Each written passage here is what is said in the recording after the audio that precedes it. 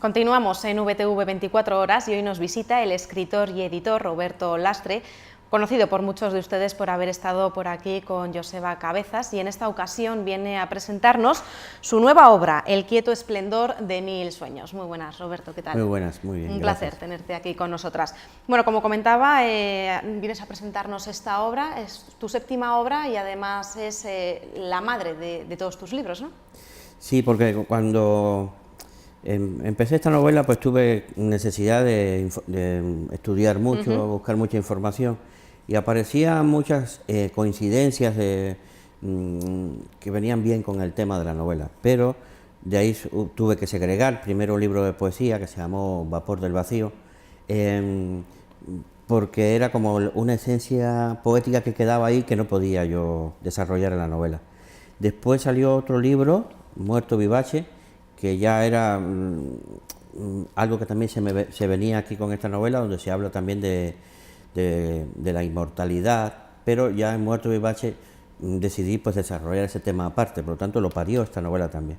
Después hice ahora recientemente otro libro de poesía que se llama Los perros al sol, que salió el año pasado de un viaje que hice a Cuba. Y entonces pero venía también de esta Habana que yo reflejo en la novela, es decir, al estar tanto tiempo sin ir a La Habana, pues todo lo que yo desarrollaba aquí, que era como recuerdos de mi vida allí, ahora cuando fui, pues se contrastó con esto y salió ese libro de poesía, Los perros al sol. Por eso digo que es como de esta novela han salido pues 2 libros de poesía y otra novela. Pero es verdad que has tardado 15 años en publicar la novela. ¿Por qué tanto tiempo para darle vida? Sí, porque es una novela, por ejemplo, que yo no sabía qué iba a pasar. Se fue desarrollando ella sola. Otras veces hay escritores que ya saben cómo va a terminar su obra, ya tienen la estructura y el esquema hecho desde antemano, que es lo recomendable, por supuesto. Pero esta era una novela en que, por ejemplo, aparece un fenómeno que es un día sin electricidad, sin comunicaciones, todo se paraliza en esta ciudad, en Vitoria, y entonces tuve que hacer también un análisis de cómo nos comportaríamos. ¿Cómo nos comportaríamos si desaparece de pronto esa vinculación que tenemos con el futuro, ¿no? Y entonces esto, pues tuve un poco que darle demasiada... si los personajes fueron desarrollándose y llevándome por un camino, ¿no? Pero en un principio no. Quizás eso es el motivo por el que he pasado tanto tiempo en terminarla. También durante estos 15 años el título del libro ha pasado por diferentes nombres. Sí, porque el título original siempre fue el quieto, mejor dicho, el cielo pasado. El cielo pasado porque es, al quedarnos sin futuro, los chinos decían que la única manera de ver el futuro era mirando al pasado. Y que una de las maneras para afrontar lo desconocido era mirando qué hemos hecho en tiempo atrás, ¿no?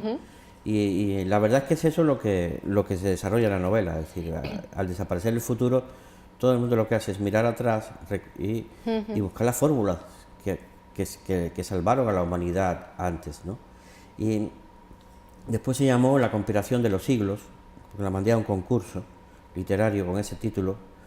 ¿Por qué? Porque también se toca el tema, aunque es ya de referencia, de que yo creo que desde el antiguo Egipto se vienen produciendo revoluciones contra el poder, revoluciones contra la tradición, alternativas.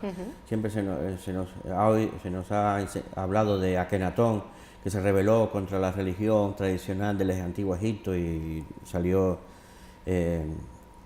descolocado, que ni pirámides le hicieron ni nada, porque no se sabe ni dónde lo enterraron.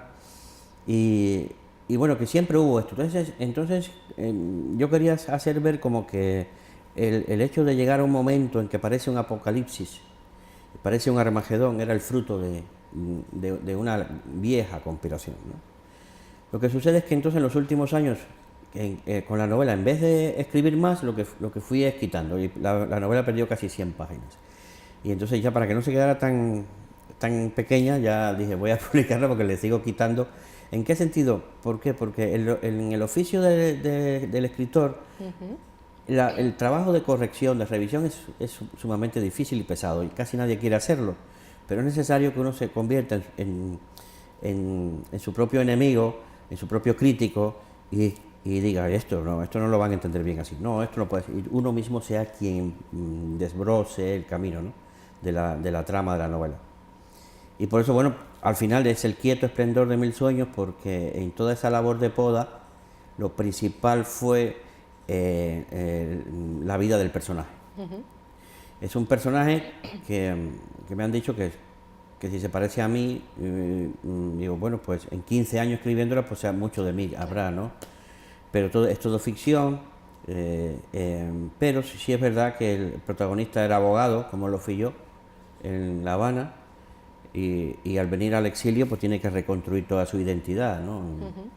Y en esa lucha por la identidad, que es lo que nos queda hoy, ¿no? En la novela se juega mucho con eso. ¿En qué sentido? En que cuando se va la electricidad y no hay comunicaciones de todo el mundo, todo parece el fin del mundo, el juicio final. ¿Qué hacen los vitorianos? Entonces, un gran aquelarre. Todo el mundo se disfraza, todo el mundo se enmascara, todo el mundo dice, vamos a festejar lo que nos queda o lo que tenemos a mano.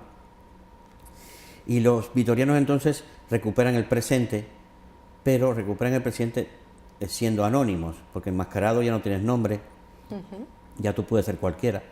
Te pones la máscara del otro y ya eres el otro. Y entonces ese juego con que ya al final somos libres de la esclavitud, de tener un ego, un nombre, comportarnos por la vida según quién somos y el nombre que tenemos o el oficio que hacemos, ¿no?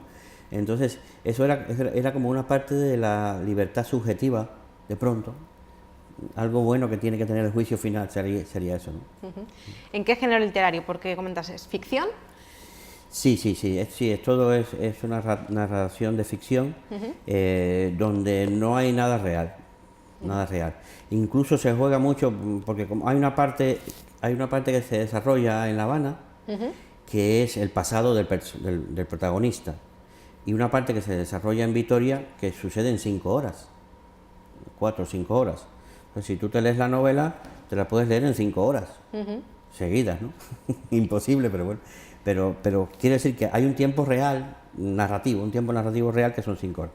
Ese tiempo, esa parte que se narra en Vitoria, se narra desde una perspectiva surrealista. Sí, tampoco es realista, sino que se juega mucho con símbolos, con ironías, con el surrealismo propio, ¿no? De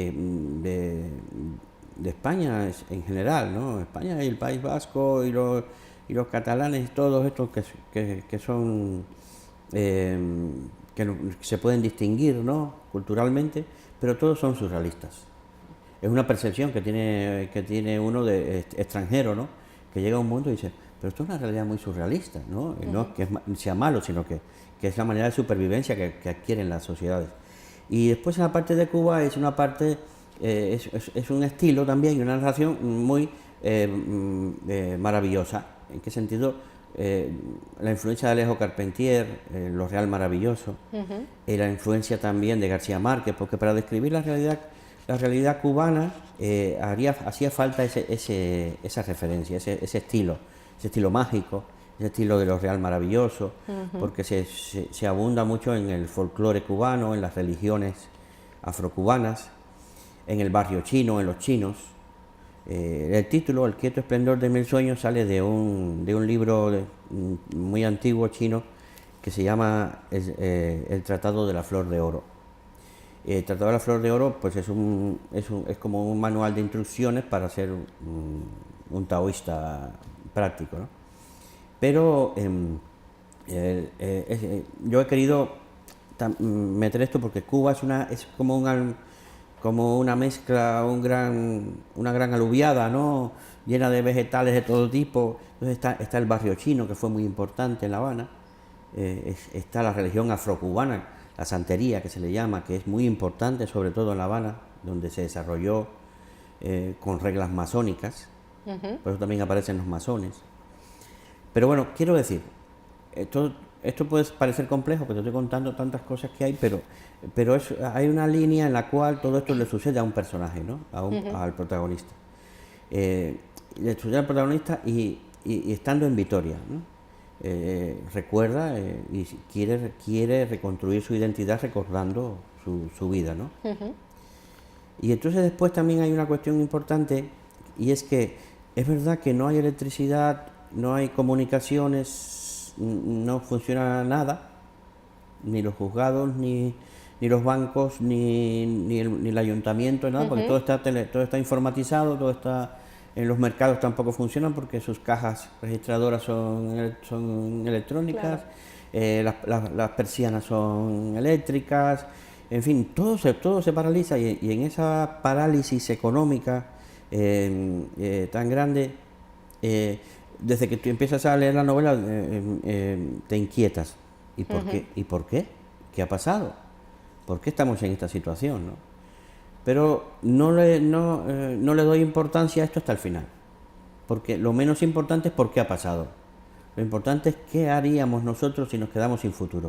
Me gustaría ver a más de uno y una, a ver qué le sucede sin las nuevas tecnologías, sin electricidad, porque hoy en día parece que dejas el móvil en casa, te lo dejas olvidado, te vas a hacer la compra y ya tienes que volver corriendo a por él porque no puedes vivir. Exactamente, sin... ya somos esclavos de la tecnología. La civilización está concebida. Es que imagínate, no habría barcos, no habría aviones, no habría... Es decir, de pronto todo se paralizaría. Y claro, cuando nosotros pensamos en el futuro, pensamos en el futuro si todo se mantiene como está ahora. Tú dices, bueno, sí, yo voy a hipotecarme para tener una casa en propiedad dentro de 20 años, para que el título sea mío dentro de 20 años. Pero dentro de 20 años sí se mantienen las circunstancias de hoy. Pues, porque si no, imagínate, sin luz, sin electricidad y sin agua corriente, la casa deja de tener el valor que tiene, deja de tener digamos, su propia esencia. Ya una casa que es una casa, para dormir, porque, en fin. Y entonces el por qué sucede. Bueno, el por qué sucede está todo ese misterio que hay por el medio de la novela, de por qué sucede esto, que de pronto en la ciudad de Vitoria-Gasteiz ocurra esto, ¿no? Bueno, ocurre en toda Europa, pero como lo que se cuenta es lo que pasa en Vitoria solamente, ¿no? Y la cuestión está en lo siguiente. Vitoria tiene hay un misterio histórico en esta ciudad y en Álava que viene desde la orden del Cister a los templarios, y por ejemplo en la novela se descubre que el casco antiguo medieval de Vitoria se asemeja al dibujo que hizo el Beato de Liébana sobre la Jerusalén celestial del Apocalipsis.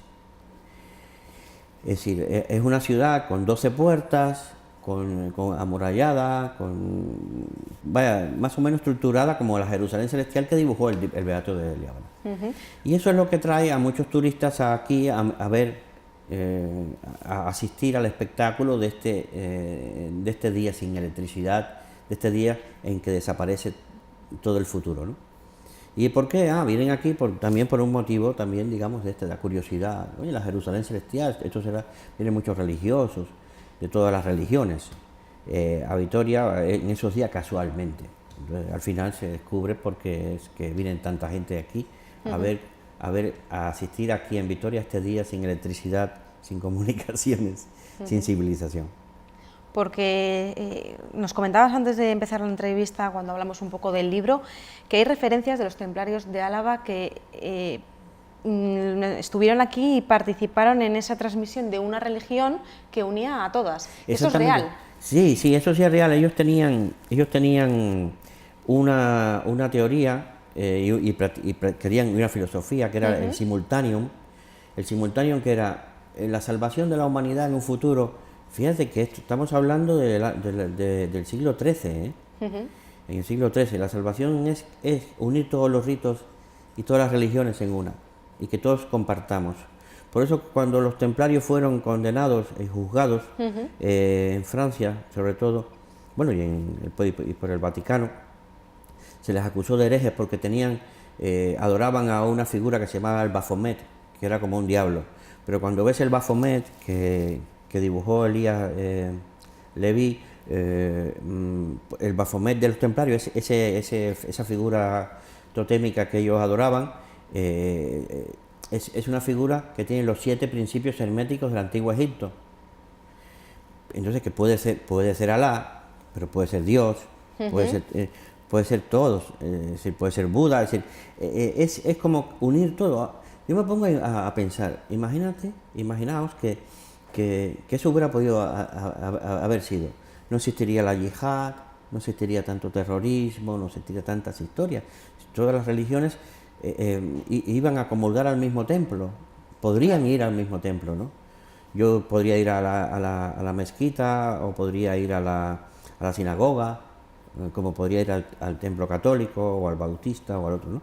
Entonces, es eso lo importante, que también se refleja en el libro, es decir, que al final, cuando pasa eso, voy a revelar un puntito solamente del final de la novela. Al final, en Vitoria sucede como un poquito eso, es decir, están los musulmanes allí, los judíos, todo el mundo juntos, en un lugar donde hacen una hoguera para cocinar y prepararse unos pescados y algunas cosas. Y ahí están todo el mundo juntos, y se abrazan y hablan, y entonces qué bien sería, ¿no? Claro, eso es una utopía, pero qué bien sería que todas las religiones se pudieran comunicar entre ellas y no fueran rivales. Claro. En la novela también tratas el tema del conocimiento como fundamento del orden social. En un principio quería ser un poco la guía, ¿no?, de la novela, pero luego, después de 15 años, entiendo que ha dado muchas vueltas, ¿no? Sí, pero esa esencia ha quedado. Esa esencia ha quedado porque viene también desde el antiguo Egipto, donde siempre se decía que la dirección de las sociedades debían dejársele a las personas con más conocimientos. Incluso Francis Bacon, que fue un seguidor de la fe de santa de los templarios, del legado de los templarios, decía que llegará un día en que gobiernen los sabios de Salomón. Los sabios de Salomón, pues era algo que tenían los templarios también en su ideología, que era que gobernaran los sabios. Pero no es que gobernaran políticamente, que todos les rindiéramos, digamos, no obediencia, pero sí disciplina y respeto a los sabios, y que escucháramos y leyéramos y supiéramos. La cultura de verdad que nos hace libres, siempre se ha dicho. Pero parece que la tendencia, no sé si será conspirativa, es otra. Es decir, cargarse la cultura, que el conocimiento quede reducido a ciertos espacios, que el gran conocimiento sea parcelado. Sí, como dicen, no nos quieren hacer pensar. Sí. Me parece muy curiosa la primera cita con la que empiezas el libro, consumir la propia claridad de uno, volver a entrar en la propia luz de uno. ¿Por qué eliges esta cita? Sí, porque es al final, es al principio, pero es la explicación del final quizás, ¿no? Nosotros, para salvar la propia sociedad en la que vivimos, lo primero que tenemos que hacer es revisarnos nosotros mismos, ¿no? Es decir, ¿somos solidarios de verdad o lo hacemos por complejo de culpa? ¿Somos amigos o por propia o por un puro pragmatismo y necesidad del otro? Es decir, nosotros tenemos que empezar por un proceso de autocrítica dentro de la sociedad. Yo hago todo lo que debía hacer por mi entorno, por mi gente, por mis contemporáneos, porque es curioso, la mayoría de la gente piensa que no se va a morir. Lo digo por lo siguiente: ¿cómo es posible que tú, para enriquecerte, lo puedas hacer mandando al mar a morirse a miles de personas? Para tú ganarte 50.000 euros, por ejemplo, ¿no?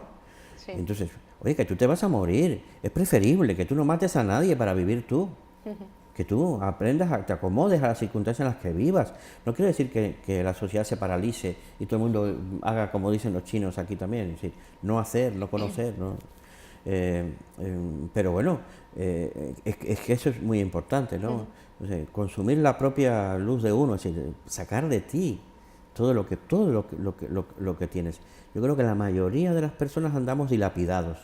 Es decir, no sacamos de nosotros toda nuestra capacidad, toda nuestra energía, toda nuestra bondad, toda nuestra generosidad. Y eso es también un mensaje del libro. Es un libro quizás crítico que nos puede hacer pensar, reflexionar e incluso llegar a cambiar. Sí, sobre todo empezar por eso, por hacer una autocrítica de yo estoy en un mundo que se puede acabar, porque el ejemplo es ese, ¿no? Ayer se fue la electricidad aquí en Vitoria y fue un caos, y eso fueron 10 minutos o 15 minutos. Imaginaos eso, es decir, que de pronto, como decía Martin Heidegger, la autenticidad, hay veces que para descubrir la autenticidad de uno tiene que ponerse en situación límite. Pero bueno, pero no necesitamos situación límite, no necesitamos una guerra para ser solidarios, no necesitamos la agresión extranjera para unirnos, porque hay que esperar a la situación límite para buscar la autenticidad del ser humano, la felicidad y la dicha de la humanidad, ¿no? Entonces, esas son cosillas que siempre quedan pendientes de reflexionar, porque la urgencia de la vida nos lleva al pragmatismo, es verdad, ¿no? Estamos muy ocupados psíquicamente en la urgencia de vivir y de conseguir las cosas. Y hay que pensar en esto, ¿no? Que me alegra que tú lo hayas sacado porque es importante. A lo largo de la novela veo que hay determinadas frases que están en negrita. ¿Es porque quieres dar énfasis a esa frase y...? Sí, son mensajes, casi siempre son citas o cosas que le dicen al protagonista, y él las pone en negrita porque las recuerda con mucha y le da mucha importancia, que son consejos, son como sutilmente consejos que se ponen en la novela y se ponen en negrita para que los recuerdes, porque es importante saber, como decían, igual que los peces viven en el agua y no ven el agua, nosotros vivimos en la energía y no vemos la energía. Es decir, nos perdemos muchísima realidad. Es que incluso nos perdemos tanta realidad que nosotros vamos por la calle y a veces descubrimos un edificio que ha estado ahí toda la vida, desde que antes que nosotros naciéramos, y de pronto descubres esas ventanas. Es que has pasado 50 veces por ahí y nunca te has fijado. Es decir, desperdiciamos mucha percepción que tenemos, ¿no? Yo creo que en la evolución hemos ido perdiendo olfato, hemos ido perdiendo visión, hemos ido perdiendo capacidad de tacto, en fin, de muchas cosas, porque somos holgazanes los humanos. Dice muchas veces cuando vas por la calle andando, vamos todos con un destino fijo, mirada al frente o al suelo, y no somos capaces de pararnos a levantar la cabeza y mirar lo que tenemos a nuestro alrededor. Sí, incluso últimamente ya es peor, porque ya últimamente vamos con el casco, escuchando o mirando algo. o mirando la pantalla del móvil, te subes al tranvía o al autobús o al metro o te vas en tren y ves a todo el mundo pegado ahí al de esto, no mira alrededor. El otro día hace el año pasado fui a Barcelona y iban sentados ahí como 5 o 6 pasajeros junto conmigo, y todo el mundo iba con su... Bueno, había una chica que iba con un libro, iba leyendo, pero quiero decir, nadie levantó la vista para ver quién eran sus compañeros de viaje. Y a mí me gustaba mucho esa idea, ¿no? El compañero de viaje. Antes tú hacías compañeros, tenías compañeros de viaje y conversabas en el autobús, en el trayecto, pero es que ya todo eso se ha perdido, ¿no? ¿Contento con el resultado final de la novela después de estos 15 años de creación? Sí, el día que la recibí me la leí completa, porque no estaba... Vamos a ver, durante 15 años se me habían perdido muchas cosas, ya no recordaba ciertas cosas, ¿no? Y entonces el día que llegó muy pronto a la mañana, 9:30 de la mañana, y para la 1 de la tarde ya me la había leído. Pero por saber si de verdad me había quedado como yo esperaba, ¿no? Me siento alegre, no satisfecho, pero sí contento, porque si no la hubiera terminado, hubiera seguido con ella más tiempo a ver qué otras cosas pasaban en la realidad, en una realidad sin futuro. ¿Cómo fue ese momento de tomar la decisión de hasta aquí? Sí, yo terminé otra novela que se llama Adiós al piano, la terminé, dejé esta por el momento porque ya hay que dejarle a veces un reposo largo y me puse a escribir otra porque, claro, terminas de escribir una novela y te quedas vacío y tienes que hacer algo, ¿no? Y entonces como aquella novela había salido de esta también, Adiós al piano, pues la terminé y cuando terminé aquella me quedé un poco y volví a esta y cuando volví ya fui a por los capítulos finales y dije, esto se termina aquí, ¿qué estoy esperando? Si así se termina, es un final abierto, decía Umberto Eco que es muy importante que los finales sean abiertos, ¿no? Es decir, una ópera aperta, ¿no? que permita al lector seguir especulando y seguir recreando la historia. Pues hasta aquí llegó. Pero yo me imagino ahora que podría pasar esto y esto y esto. Bueno, pues ya esto es el propio lector el que continúa la novela, digo la historia. ¿Podrías continuar porque con un segundo libro también, quizás? Sí, a lo mejor, porque yo pensaba, bueno, ¿qué pasaría después del no futuro? O sea, que te veremos en esta línea continuando, ¿no?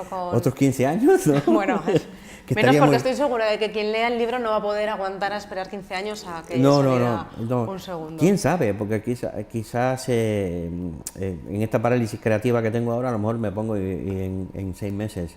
Es que es curioso, mi primera novela, que fue finalista del Fernando Lara en el año 2003, yo la escribí en 45 días. Pero claro, era una idea que yo traía hace ya 20 años.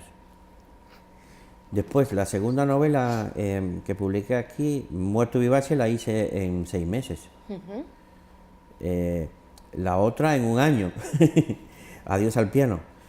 Mientras esta estaba ahí gestándose, ¿no? Bueno, gestándose y perdiendo páginas por el camino. Y es así que al final decides terminarla.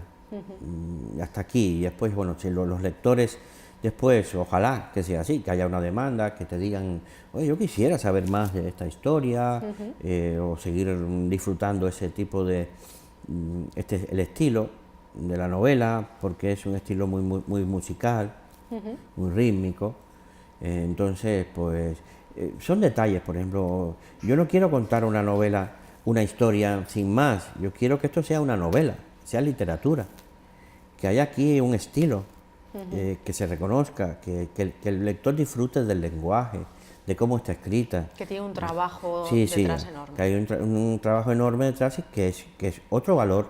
No, tú coges una novela a veces y no te la estructura formal o la complejidad literaria no te interesa tanto porque tú vas a la trama, a entretenerte y buscas entretenerte, ¿no? Entonces yo he buscado que aquí haya, además de que te puedas entretener, que tú disfrutes del lenguaje, de esa filosofía china que reposa en el fondo de la novela, porque cuidado, la filosofía china no se ha perdido en China todavía, es decir, aunque ahora haya más ignorantes e incultos en China, pero la tradición les sigue enseñando esa filosofía. Y mira cómo triunfan en los comercios, en la industria y en el mundo práctico. Sí. Para ir terminando, Roberto, ¿dónde podemos encontrar esta novela? Sí, la novela ahora va a estar en las librerías de Vitoria. Después en septiembre ya estará distribuida porque nosotros llevamos los libros a una distribuidora en Madrid y ellos esto se demora 1 mes. Y como viene agosto por el medio, pues yo calculo que en septiembre ya puede estar en todas las librerías. Se puede pedir en librerías en cualquier lugar de España y del extranjero, porque también exportamos poco, porque todavía no, esto cuesta, ahora con el ebook y esto, pues me están preguntando ya en Estados Unidos, porque al ver las publicidades en internet, me están preguntando en Estados Unidos que si está en ebook para comprarla. Pues, y yo, claro, es que si mandas este libro allí, tienen que pagar $18 por el libro.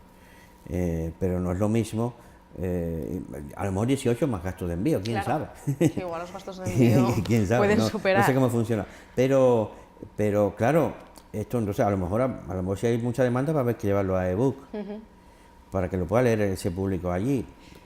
Las nuevas tecnologías, ¿no? Sí, sí, sí. De las que hablamos. Pues muchísimas gracias, Roberto. Ha sido un placer tenerte aquí con nosotros y el privilegio de haber podido hablar de esta novela contigo. Pues muchas gracias a vosotros. Gracias. Nosotros continuamos aquí en VTV.